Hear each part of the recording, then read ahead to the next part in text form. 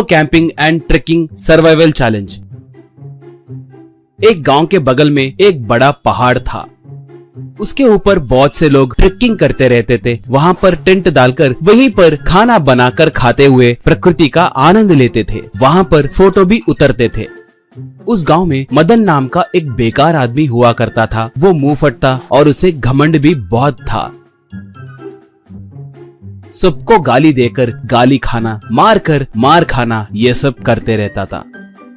उसके पास एक कुत्ता भी था। उसका नाम स्कूबी था। वो उस कुत्ते को अपने साथ लेकर गांव में आता था। उस कुत्ते के बारे में कोई पूछे या ना पूछे, सबको डिंगे मारते रहता था।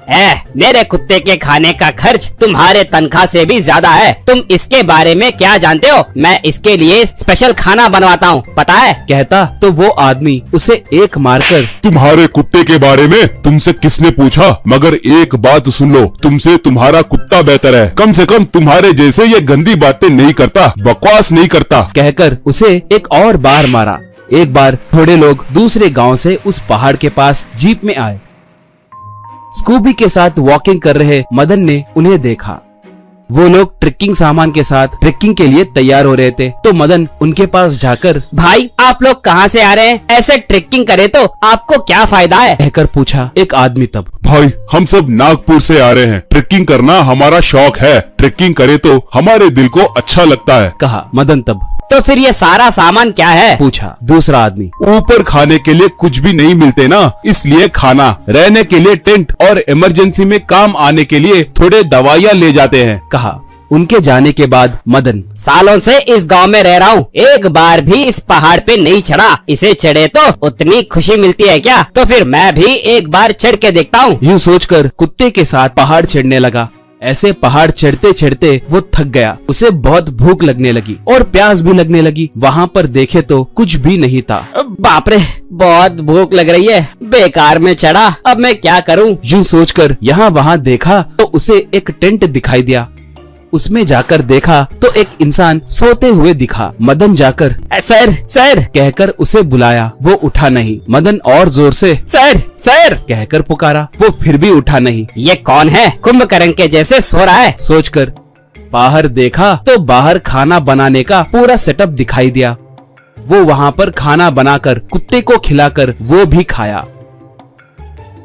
रात हुई। वो आदमी अभी भी सो रहा था। उसे बहुत उठाने की कोशिश किया तो भी वो नहीं उठ रहा था। उसके बगल में एक दारू की बोतल दिखाई दी। उसे देखकर मदन के मन में आस जगी। वो बोतल को लेकर दारू पी गया। बाद में उस आदमी के बगल में सोकर खर्राटे मारते हुए गहरी नींद सो गया।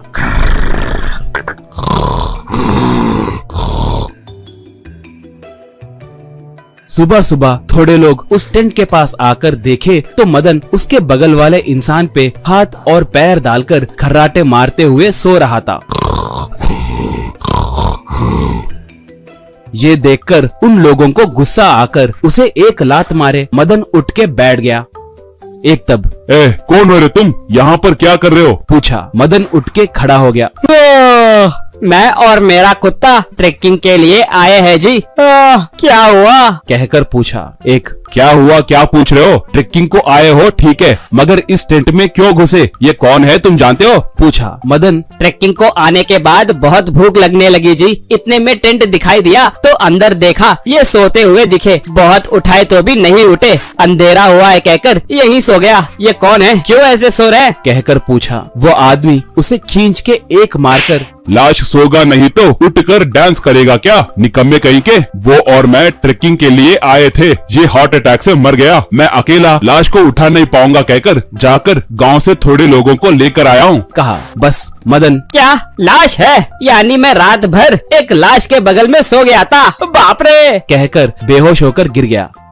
मदन, हेलो फ्रेंड्स, आपको वीडियो पसंद आया तो please like, share and subscribe. Thank you very much.